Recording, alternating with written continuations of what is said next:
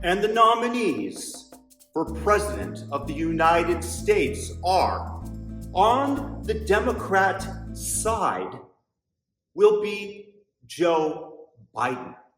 Now, I say this as somebody who has a $1,000 bet against Sleepy Joe, Dementia Joe, making it to the finals. I genuinely believe before the debate that he was going to likely shit the bed, so to speak, which he did.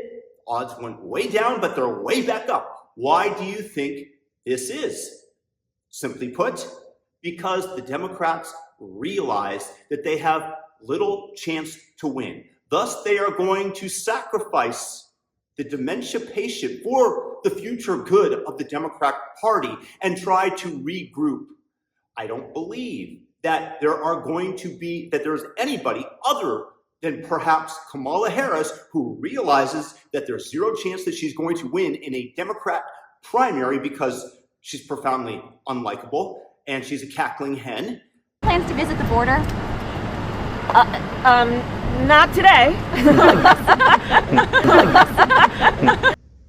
Thus, it will be Joe Biden, because nobody else will take on the responsibility and expend the political capital in trying to confront Donald Trump mano a mano in an effort to gain the presidency, unless maybe they're convinced that they have ballot printer go Burr, which today there's not a single person in the United States, aside of maybe Joy Reid and the pens at MSDNC, who are going to believe such an outcome.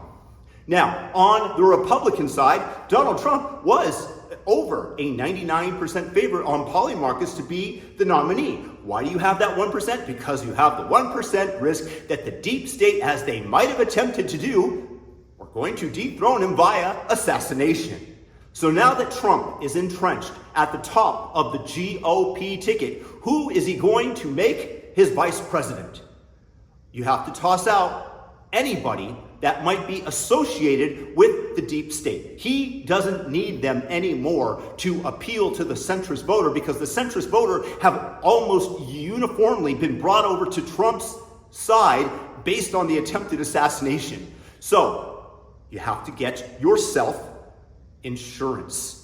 What insurance? Assassination insurance. So you have to get somebody that's going to have the same principles as you, rather than trying to appeal to the neocons. So out with Nikki Haley, out with Marco Rubio, out with Glenn Youngkin. The nominee for VP, in my guesstimation, will be one of three people. One, J.D. Vance. I actually really like him. I made a video about him the other day discussing things with Kristen Welker on Meet the Press, and he was very impressive and cogent, and he was able to articulate and fight back against Kristen. Now, the other two are Vivek Ramaswamy, who I personally would favor, and possibly, although less likely, Tulsi Gabbard. Your VP pick will be one of those three, and I'm rooting for Vivek, but I'm going to tell you that it's going to be J.D. Vance. But if it's Vivek, I will be incredibly happy, and I won't be disappointed if it's Tulsi. I will be disappointed if it's anybody else. Maybe Wesley Hunt.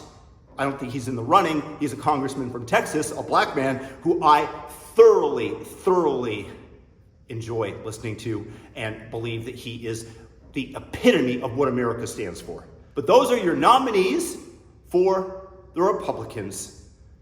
Donald Trump and either JD or Vivek. And on the Democrat side, unfortunately for me, with my $1,000 bet that I was winning handily, it's going to be Joe Biden, because nobody's going to expend, once again, that political capital to go against the buzzsaw of Donald Trump. Peace.